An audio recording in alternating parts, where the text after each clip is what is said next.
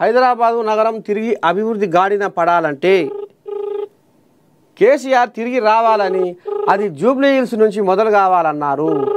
ఎన్నికల్లో కాంగ్రెస్ ఓడిపోతేనే నెలకు 4000 పెన్షన్లు వస్తాయన్నారు. 6 గ్యారెంటీలు అని చెప్పి ప్రజలను కాంగ్రెస్ పార్టీ మోసం చేసిందని విమర్శించారు. ఒక్క ఇల్లు కట్టలేదు, ఒక్క ఇటుక పెట్టలేదు, కానీ 2,30,000 కోట్ల రూపాయల అప్పుల్ని మాత్రం చేసిందని అన్నారు. గరీబుల ఇండ్లు ఎక్కడుంటే అక్కడికి బుల్డోజర్లు పంపించి హైదరాబాదులో ఇల్లు కూలగొడుతున్నారని అన్నారు. మరి ఇప్పుడు బతుకమ్మ కుంట నిన్న మనం అంబర్పేట ముచ్చట చెప్పుకున్నాం. బతుకమ్మ పండుగలో అది మరి పెద్ద పెద్ద కోడియాలన్నీ ఒనగూడి ఎవరి వట్టకు వాడు అవిరిన కాడికి ఆక్రమించుకుంటే హైడ్రా కడుపు చల్లకుండా ఎంత రామసక్కని పనిచేసింది.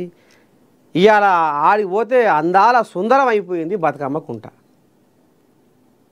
ఎవరి వట్టకు వాడు, ఎవరి కనుబడితే వాడు కబ్జా పెట్టి చెరువును మొత్తం ఏడి కాడికి దిగమింగి కరగనాకితే హైడ్రా వచ్చి కాపాడింది. ఇలా ఎంతోమంది పేదలు సామాన్యులు హైడ్రా మెట్లెక్కుతురు. ఎందుకంటే న్యాయం కోసం. ఇగో ఇది ఒక 40 ఏళ్ళ సంది కబ్జా అయింది, ఇది ఒక 50 ఏళ్ళ సంది కబ్జా అయింది, ఇగో ఇది ఒక 10 ఏళ్ళ సంది కబ్జా అయింది. ఈ రకంగా హైడ్రా కొంత న్యాయం చేసుకుంటూ వస్తుంది.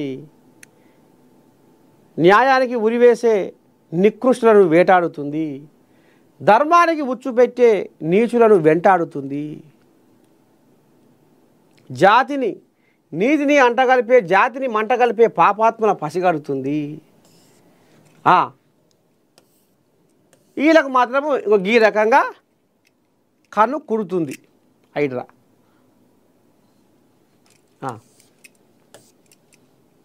ఇక పోతే వామ్మో